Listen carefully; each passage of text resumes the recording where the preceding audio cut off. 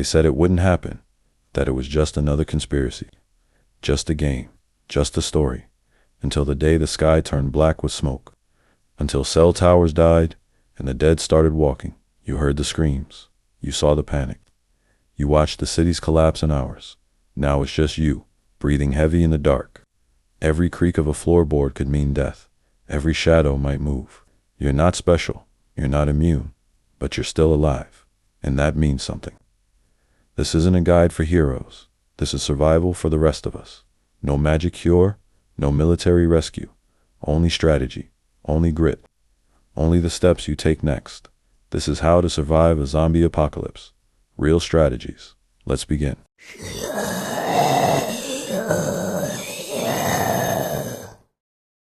Step 1.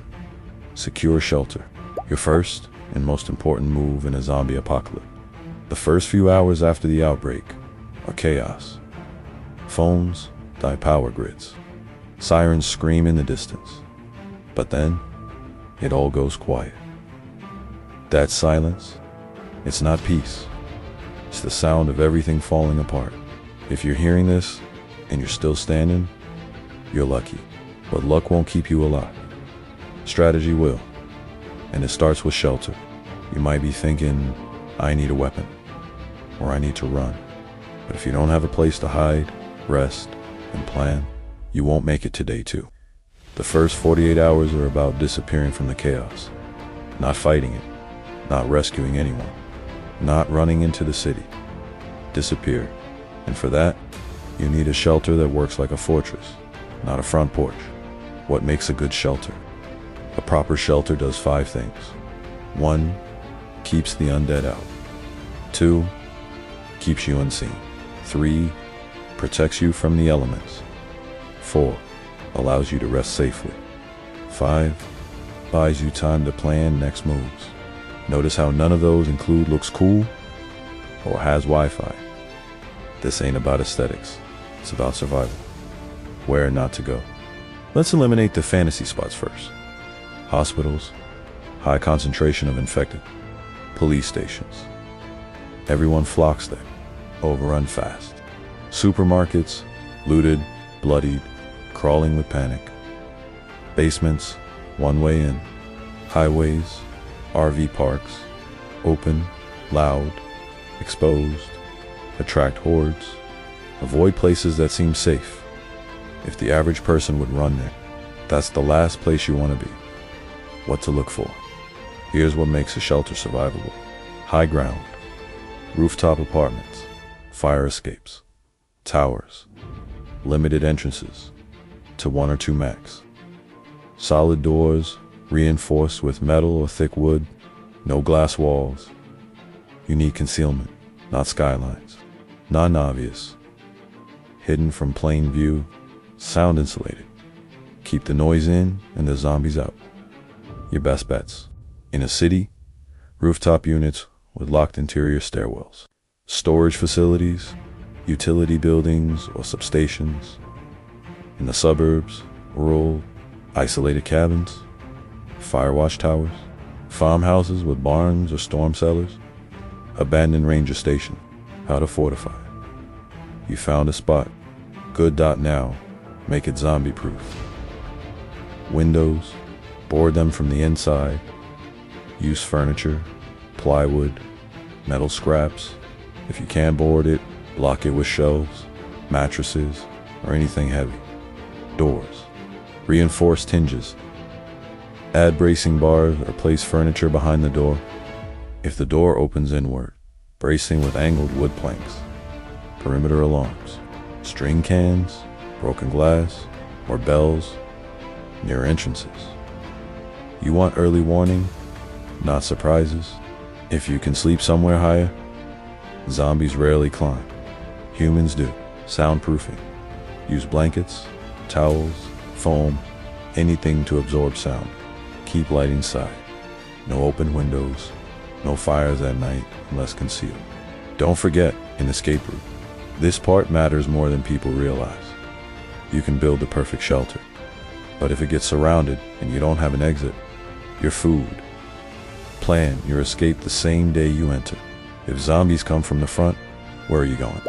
Through the roof, basement hatch, break through the back wall, set up fallback routes, mark them clearly. Never sleep without knowing how you'll run. Water and power. Shelter is only safe if you can live in it.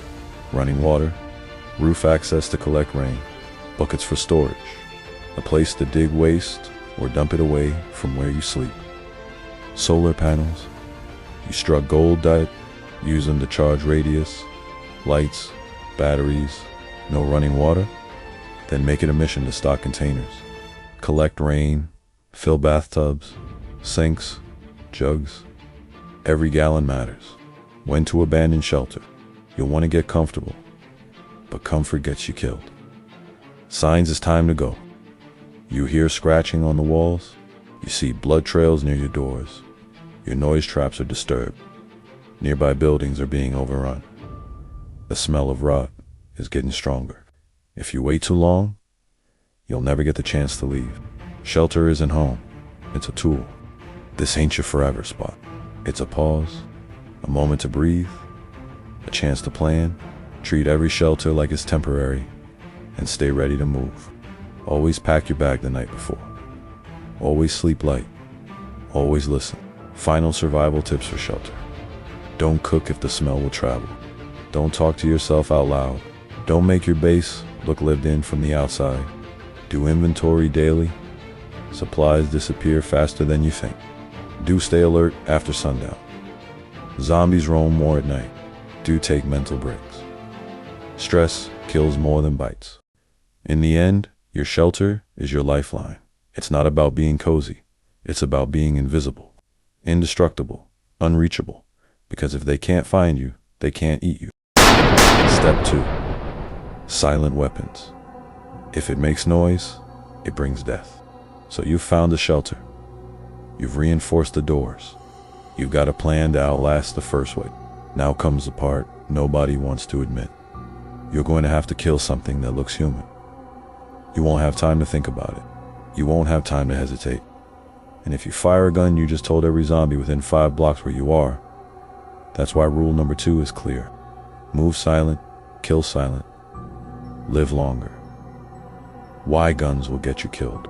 Hollywood lied to you. Guns are loud. They draw attention, and they require ammo, cleaning, and precision under pressure. Even suppressed firearms aren't whisper quiet, and unless you're a trained marksman, you'll waste bullets and miss your shot. In a zombie apocalypse, every bang is a dinner bell. The weapon triangle, silent, durable, efficient. Your survival weapon needs to check 3 boxes. 1. Silent. It doesn't echo. 2. Durable. It doesn't break mid. 3. Efficient. 1 hit, 1 kill. If your weapon needs maintenance after every use, or can't crush a skull in 1 hit, ditch it. This isn't about flair. It's about function. Top 5 silent weapons for survival. Let's break down the best real-world tools to keep you breathing. 1. Machete. Easy to find. Sharp edge, plus decent weight. Can chop through skull with proper force. Works for clearing brush, cutting rope, and more tips. Keep it clean and oiled. Don't overswing, precision matters. 2. Hatchet tomahawk. Compact and devastating. Can split bone with a single blow. Works as a utility tool. Downside, can get lodged in the skull. Practice your retrieval motion. 3. Tactical spear, broomstick mod. Long reach equals stay out of biting range. Can be good for tight spaces, where swinging is risky. Make sure your connection is tight. You don't want your blade flying off mid. 4. Crowbar, indestructible. Great for smashing, prying, breaking into places. Doesn't require sharpening. Downside, slower to maneuver, but still deadly and incredibly versatile. 5. Crossbow, recurve bow, deadly at range. Completely silent. Retrievable ammo if you're careful. Downside, requires practice. Reloading takes time.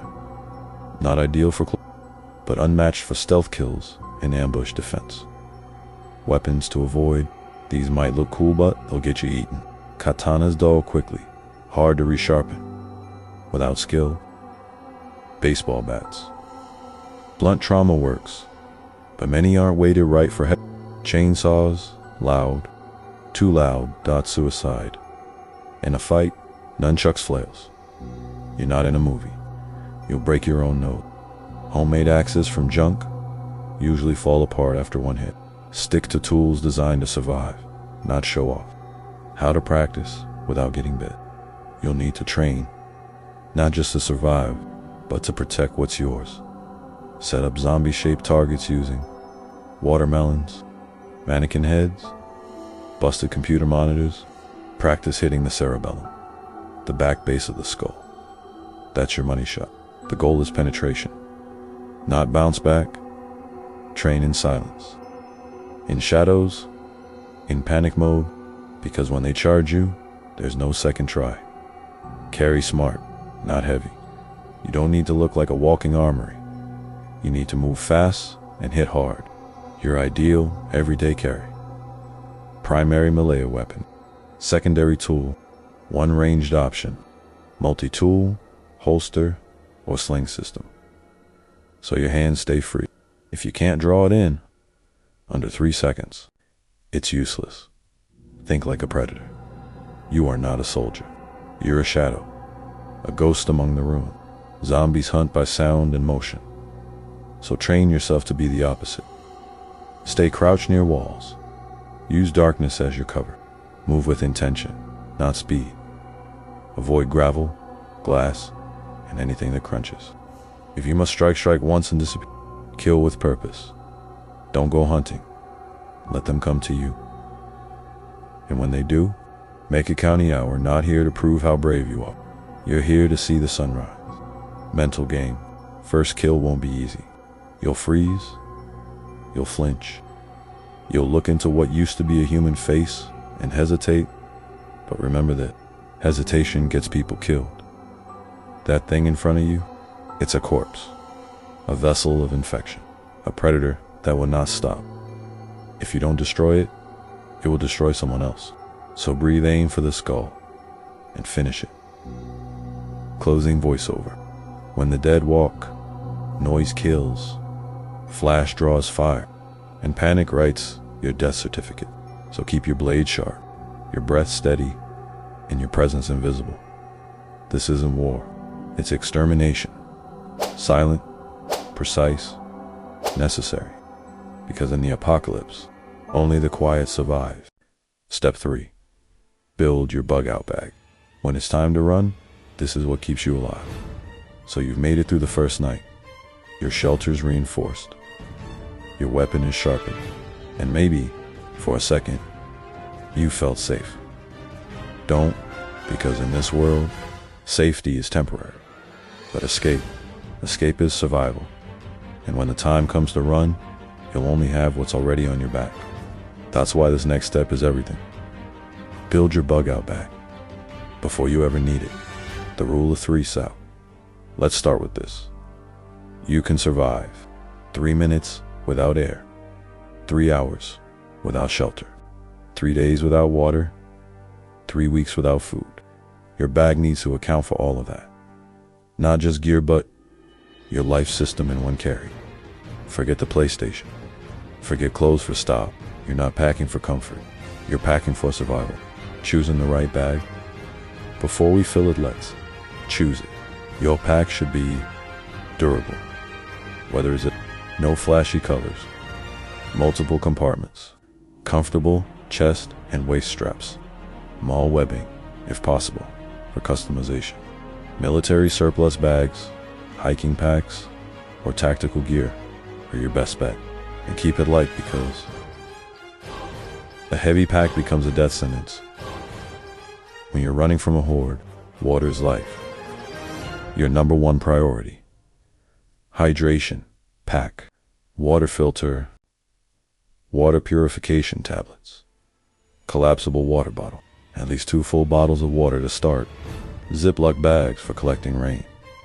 If you don't have clean water, your body shuts down, and the undead don't wait for you to rehydrate. Stay warm, Stay invisible. Hypothermia will kill you faster than hunger. Pack Mylar emergency blanket, compact sleeping bag, or bivy sack. Fire's tinder, and here's the secret build. Fires only when needed. Small, controlled, smokeless. Light attracts things that don't blink. Keep that in mind. Food, calories over comfort. You're not eating for taste. You're eating to move. Pack a calorie, long-lasting, no prep food, energy bars, peanut butter packs, trail mix, freeze-dried meals, multivitamins, no cans too heavy, no cooking unless you're stationary. Food keeps your body moving, but ration it. You never know when the next bite is coming. Tools that save lives. These aren't nice to have. These are non-negotiable. Fixed blade knife, multi-tool, duct tape, paracord, compact axe or hatchet, flashlight, headlamp, sewing kit, safety pins. Every tool should serve multiple purposes. If it doesn't, it stays. First aid and hygiene. One infected wound can kill you just as fast as a bite. So pack like a medic. Medical tape, alcohol wipes, painkillers, antibiotic ointment, bandages, tourniquet, tweezers, gloves, personal meds. Also add toothbrush, soap slivers, wet wipes, towel. Clean hands keep you alive. Navigation and signals. When the GPS fails, you go analog. Pack compass, local paper maps, Sharpie or pencil, notebook, mirror or whistle for signaling, glow sticks, and always know where you are and where you're going. If you're moving blind, you're walking into a feeding ground. Power up. Electronics aren't reliable, but they still have value. Pack, solar, power, bank, hand crank radio, extra batteries. Old smartphone, tech is a tool, not a crutch. Don't depend on it. Just make sure it's there when you need it. Personal essentials. These are personal but necessary. Copy of emergency cash, family photo or morale item, a rosary, journal, or something that reminds you who you are. Because the longer you fight to live, the more you need a reason. Pack it right. Heavy gear goes closest to your back. Frequently used items on top or outer pockets. Use compression bags for clothes and meds.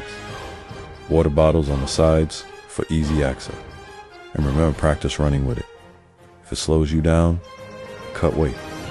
Voice over close. The bug out bag isn't just gear. It's your lifeline. Your fire. Your past. Your future. Don't wait until the doors crash open. Don't wait until the screams start. Pack it now. Sleep next to it. Move with it.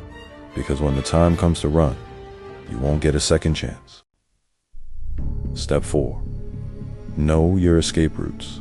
Because survival is movement, not luck. So you've built your shelter. You've armed yourself with silence. You've packed your life into a single backpack. Now ask yourself the one question that decides if you live past tomorrow. Do you know how to get out? Because when the front door is on fire, when the windows are filled with hands, when the streets are echoing with the moans of the dead, you won't have time to figure it out. You either escape or you're consumed. That's what step 4 is all about. Mobility. Planned, tested, repeatable. Escape is not an afterthought. It's the plan. You don't build a base and then think about escape. Escape is baked in. Every shelter, every street, every forest clearing has one way in and at least 2 ways out. You're not in a shelter. You're in a grave. Every move you make should have primary exit, fastest way out. Secondary exit, fallback if primary is blocked. Tertiary route, long, hidden, and slow but safe. That's your escape triangle. Burn it into your brain. Know your terrain. The city, it's a labyrinth. Concrete alleys, sewer tunnels, rooftop jumps. The suburbs, wide streets, low fences, cul-de-sacs. The woods, Unpredictable paths, natural cover, isolation but no help coming. Go outside and walk. Where do the streets lead? Which buildings connect? Are there drainage ditches? Are there ladders to the roof? Is that alley wide enough to run through? Which door locks from the outside? You're not wandering, you're scouting. Every turn you memorize could save your life. Don't trust roads. Here's what most people do when the world collapses. They hit the highways. Big mistake.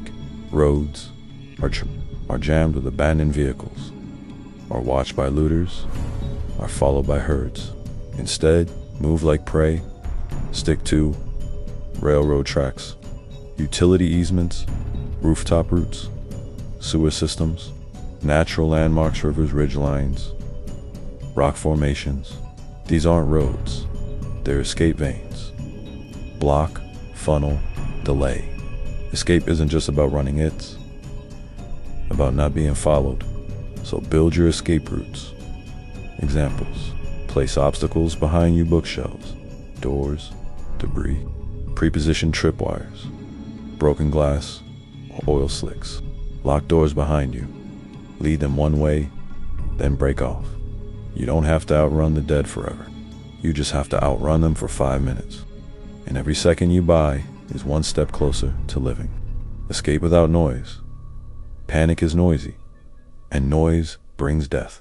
When you run, you stay. Low to the ground, light on your feet, away from windows, breathing through your nose. Don't slam doors. Don't yell to your group. Use hand signals, prearranged taps, whistles, or flashlights with filters. The quieter you are, the farther you get. Set rally points. You won't always escape together. Someone falls. Someone gets turned. Someone disappears in the dark. Don't wander. Set rally points ahead of time. If we get split, meet at the church, bell tower. If this shelter burns, we regroup at the blue van near the train yard. Mark these spots discreetly. Use symbols only your group knows. Paint under benches. Scratch into walls. Carve into trees. You can't survive if you're always searching. You survive by knowing where to go next. Bug out practice. Escape isn't theoretical. You have to train it. Once a week, run your route with your pack on, with full gear, in silence. Time yourself. Look for new hazards. Adjust for weather, damage, and enemy movement. If you wait until real danger comes, it'll be too late to improvise. Escape triggers. How do you know when to run? Create a list of non-negotiable triggers. Perimeter alarm was tripped. You hear gunshots too close. You see a new herd forming nearby. Your water source is tainted. A team member hasn't returned by nightfall. Smoke in the sky. If any trigger gets hit, don't think. You go. Waiting for confirmation. That's a trap.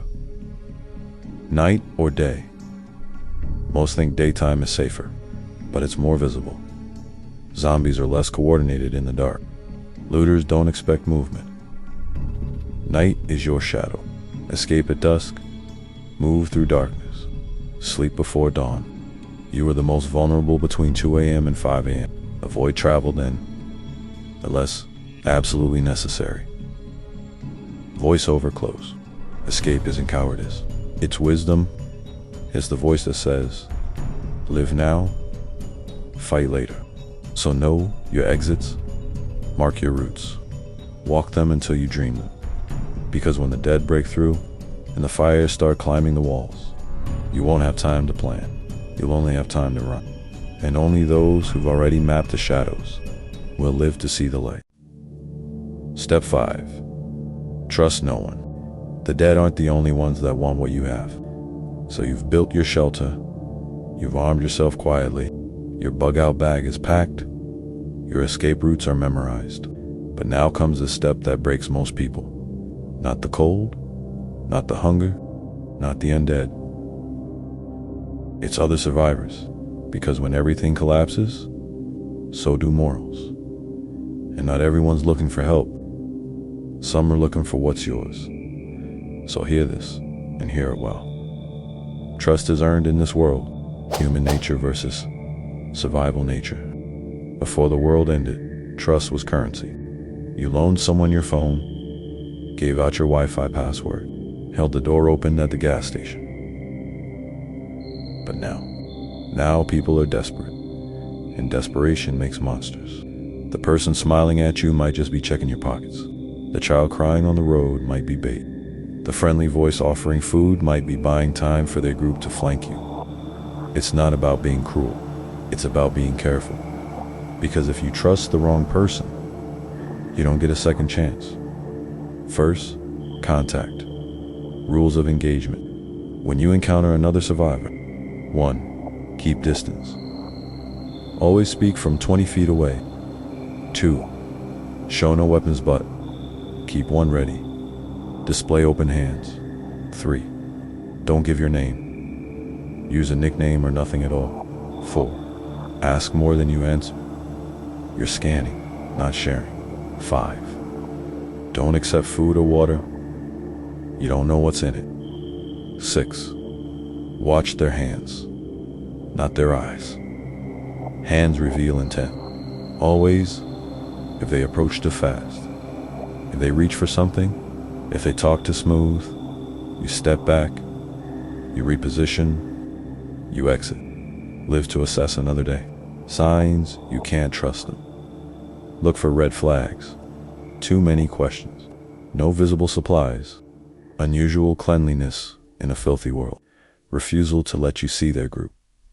Glancing behind you constantly. Standing too close to exits. Visible tension with their own people. Eyes that never stop scanning your gear.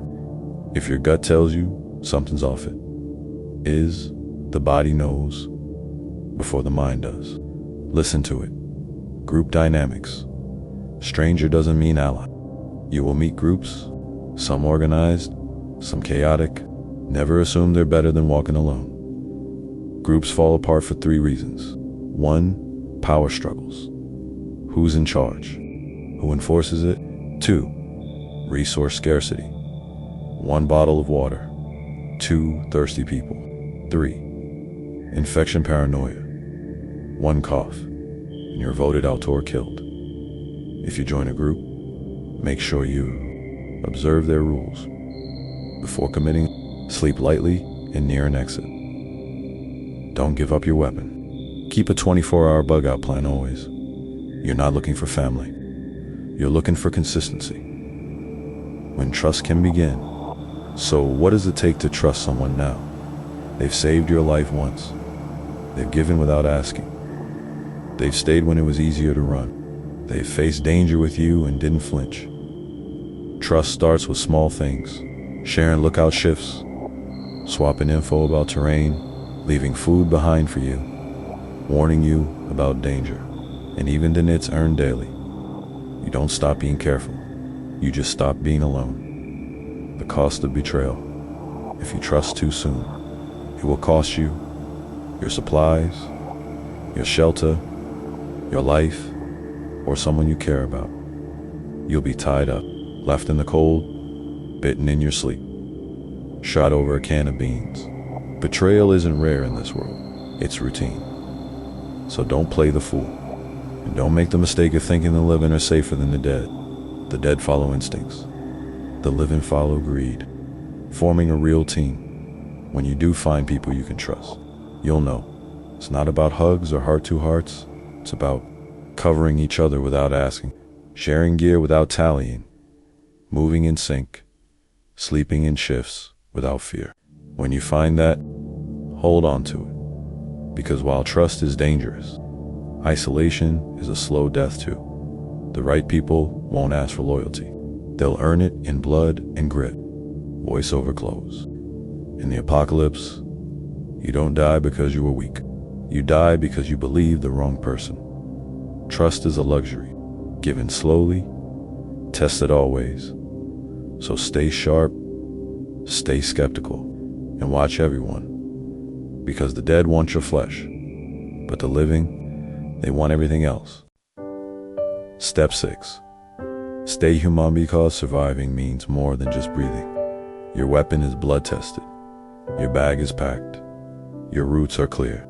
You've seen betrayal, you've walked past bodies, you've killed. You've hidden, you've run, but now comes the hardest part. The one step nobody teaches you. Staying human. Because surviving the undead is one thing, but surviving yourself, that's something else entirely. The war in your head. The apocalypse doesn't just kill people. It eats their mind. You go days without speaking, weeks without seeing another face. You bury someone you cared about in silence, and then you wake up wondering if you even care anymore. That's not just grief. That's erosion of thought, of purpose, of identity. It's what turns survivors into ghosts, still breathing, but no longer alive. Remember who you were. Before all this, you had a name, a voice, a story. Don't let it rot. Keep something that reminds you.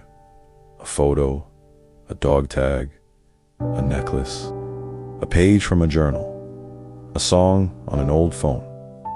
Your real name. Say it out loud. Sometimes, even when there's no one to hear it, you are not the things you've done. You are the reasons you did them. And if you lose that, you become just another monster with a pulse. Journaling isn't weak. It's survival. Write it down. Not for history, not for legacy, but to stop your thoughts from piling up like corpses. What you saw, what you felt, who you lost, what you regret. A notebook weighs less than a weapon, but sometimes it saves more lives. If you can't write, talk into an old recorder, carve into walls, draw in the dirt, get it out. Because silence inside your head, that's where madness grows. Kindness has power. It's easy to become cold, to shut down, to hoard, to turn away. But kindness is a weapon too, against fear, against isolation, against becoming what you're running from. So if you can, give someone half your meal. Leave a note warning of danger. Let a stranger keep their dignity. Bury the dead properly, not because it helps you live, but because it helps you stay human. Protect something innocent. If you find a child, or a dog, or anything that still looks at the world like it's worth saving, protect it. Not because it makes tactical sense, but because it reminds you why survival matters. You'll want to give up some days. But then a kid will laugh, or a dog will curl up next to you without fear. And you'll remember life can still mean something. Even now, learn to stop. Go ahead, build, plan, fight, but you need to stop. Sometimes, sit in the quiet, feel the wind, smell the rain. Close your eyes and listen for anything that's not moaning or screaming. The world didn't die, just the parts we poison. There's still beauty, even in ruins. And if you forget that, you've already lost. Have a goal beyond survival. Surviving for the sake of surviving gets old fast. You need something more. Find your family. Reach the safe zone. Deliver a message. Rebuild something. Keep a promise. A mission, a vow, a purpose. It doesn't matter what. It just has to be yours. Because survival with no purpose is just dying slower. Don't lose touch with other people. Even if you're alone now. Speak when you can. Help when it's safe. Listen more than you talk. Because when you do meet someone worth trusting, you'll know how to be human again, and you won't freeze up. You won't forget how to laugh or mourn or just sit next to someone without fearing the worst. People are still out there, scared like you, wounded like you, fighting like hell to stay human too. Voiceover close. You've made it this far. You've beaten the hunger, the cold, the walkers, the betrayal. But if you lose yourself in the process, if you become just another cold body with warm skin, then the world already took you, long before the infected did. Stay kind, stay grounded, stay real, because in the end, the hardest part of surviving the apocalypse is not turning into the thing you're trying to escape. Stay human. You've made it through the steps, not just how to live, but how to survive with purpose. You've learned to hide, to fight, to run, to pack light, to think sharper than anyone left breathing. But remember this. These steps aren't a checklist. They're a way of life now. The world you knew. Gone, but the one ahead. That's yours to rebuild. If you're still standing, still breathing, still willing to fight the right way, then you've already beaten half the odds. But stay sharp, stay moving, and stay human. Because in a world full of the dead, the only thing that separates you from them is that you haven't quit yet. Survive the night, own the dawn. Subscribe for more real survival guides, dark stories, and apocalyptic tactics. Only the prepared make it. This is Whispers Between Worlds. We upload horror daily.